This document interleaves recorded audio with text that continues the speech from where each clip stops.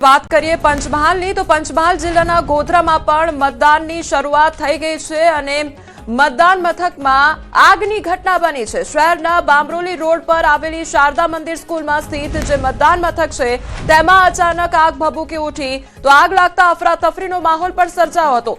ઘટનાની જાણ થતાં જ ગોધરા ફાયર બ્રિગેડ અને પોલીસ તાત્કાલિક ઘટના સ્થળ પર પહોંચી પરિસ્થિતિ સંભાળી હતી તો ચૂંટણી સ્ટાફે સમયસર ઈવીએમ મશીનોને સુરક્ષિત સ્થળે ખસેડી દીધા હતા।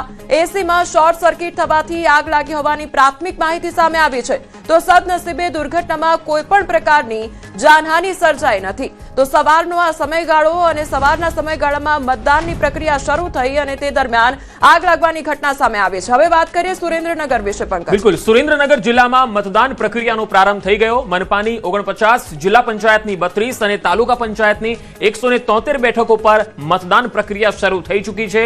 5 નગરપાલિકાની 85 બેઠકો પર મતદાન પ્રક્રિયાનો આરંભ થઈ ગયો છે। કુલ 377 બેઠકો પૈકી 38 બેઠકો પહેલા જ બિનહરીફ થઈ ગઈ છે અને 339 બેઠકો માટે 1329 મતદાન મથકો પર મતદાન ચાલી રહ્યું છે। 3081 પોલીસકર્મી અને હોમગાર્ડ જવાનો મતદાન મથકો પર તૈનાત કરવામાં આવ્યા છે। દ્રશ્યમાં પણ તમે જોઈ શકો છો, મતદારોમાં જબરજસ્ત ઉત્સાહ દેખાઈ રહ્યો છે।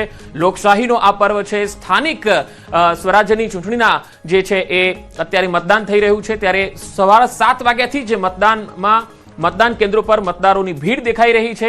દરેકે દરેક જિલ્લાથી અલગ અલગ તસવીરો આવી રહી છે અને દિવ્યાંગો હોય કે પછી વડીલો હોય, વૃદ્ધો હોય, તમામ લોકો અત્યારે મતદાન કેન્દ્ર પર આવી રહ્યા છે। હાલ તસવીરો જોઈ રહ્યા છો સુરતથી, જ્યાં પૂર્ણેશ મોદી વિધાનસભાના ઉપાધ્યક્ષ જે મતદાન કરી રહ્યા છે, મતાધિકારનો ઉપયોગ કરી રહ્યા છે।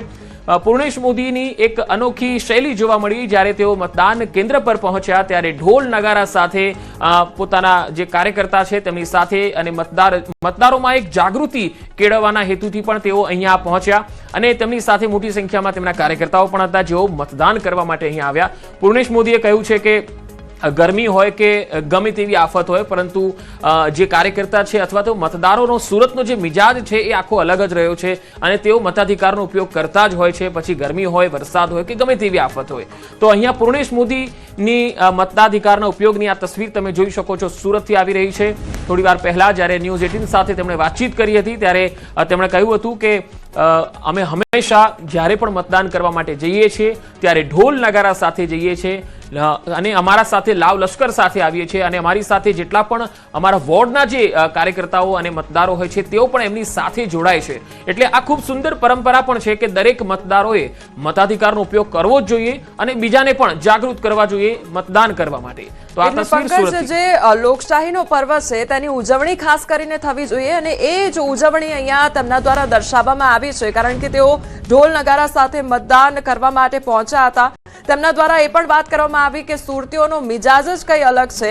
જ્યારે એમને સવાલ કરવામાં આવ્યો કે કદાચ ગરમીની અસર, હીટવેવની અસર મતદાન પર પડી શકે છે, પરંતુ તેમના દ્વારા એવો જવાબ આપવામાં આવ્યો કે સુરતીઓનો મિજાજ કંઈક અલગ છે અને સાથે જ કાર્યકર્તાઓની વાત કરવામાં આવી કે જે ભાજપના કાર્યકર્તાઓ છે, અમારા જે કાર્યકર્તાઓ છે તે ટ્રેન્ડ કાર્યકર્તાઓ છે, તે પછી ગરમી પડે, તાપ આવે કે પછી કોઈ પણ મોટી આફત આવી જાય તે લોકો હર હંમેશ ખડે પગે ઉભા રહે છે અને તેમના દ્વારા પણ મતદાન કરવામાં આવશે અને સાથે સાથે સુરતના વાસીઓ, સુરતી લાલાઓ જે છે તેમના દ્વારા પણ સૌથી વધુ મતદાન કરવામાં આવશે તેવી વાત કરવામાં આવી છે અને તેમના દ્વારા અત્યારે મતદાન કરવામાં આવ્યું છે। હવે વાત કરીએ આણંદ વિશે તો આણંદ જિલ્લાની ઘટના, આણંદ જિલ્લાના આંકડા સામે આવ્યા છે ત્યારે તાલુકાના આસોદર જિલ્લા પંચાયતની બેઠકની ચૂંટણીના મુદ્દે બબાલ થઈ છે અને આંકડાઓ પાલિકાના ભાજપના કારોબારી અધ્યક્ષ વિશાલ પટેલ ચૂંટણીની પૂર્વ રાત્રે ગઈકાલે આસોદર ભાજપના ઉમેદવારના સમર્થનમાં આંકડા જિલ્લા પંચાયત બેઠક વિસ્તારમાં ફરતા હતા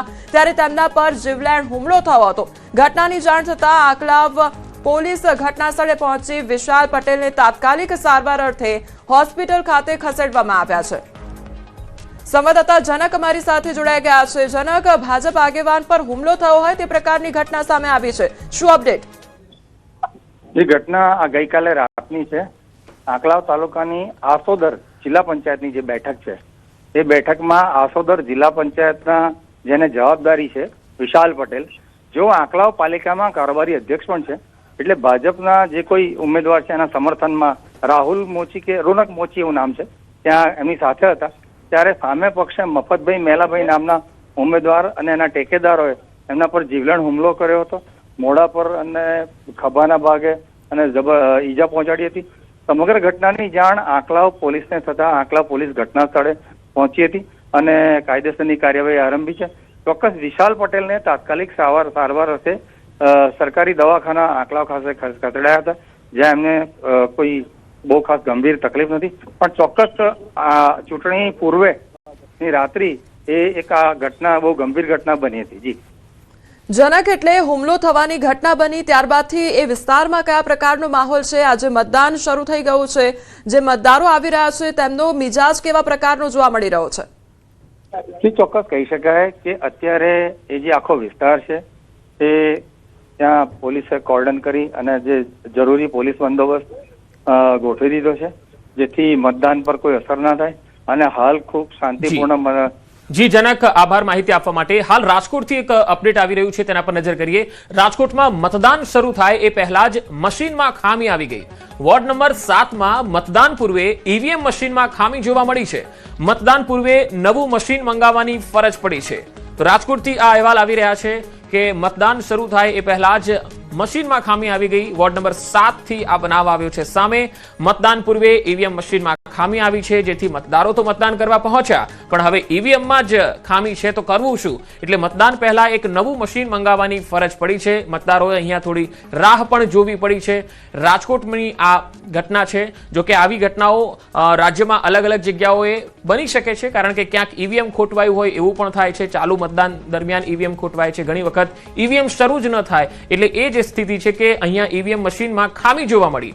મતદાન શરૂ કરતા પહેલા જ આ મશીનમાં ક્યાંક ખામી આવતા હજુ ત્યાં વોટિંગ થઈ શક્યું નથી અને નવું મશીન મંગાવવામાં આવ્યું છે. રાજકોટથી સંવાદદાતા અંકિત પોપટ મારી સાથે જોડાયા છે. અંકિત, વોર્ડ નંબર 7માં હાલ શું અપડેટ? પંકજ, વાત કરવામાં આવે તો રાજકોટ મહાનગરપાલિકાના 18 વોર્ડની 72 બેઠક માટે સવારે 7 વાગ્યાથી મતદાનની પ્રક્રિયા છે તે શરૂ થઈ ચૂકી છે. કુલ 1014 બૂથની અંદર મતદાનની પ્રક્રિયા ચાલી રહી છે, પરંતુ આ 1014 પૈકી એક વોર્ડ નંબર 7નું જે મતદાન મથક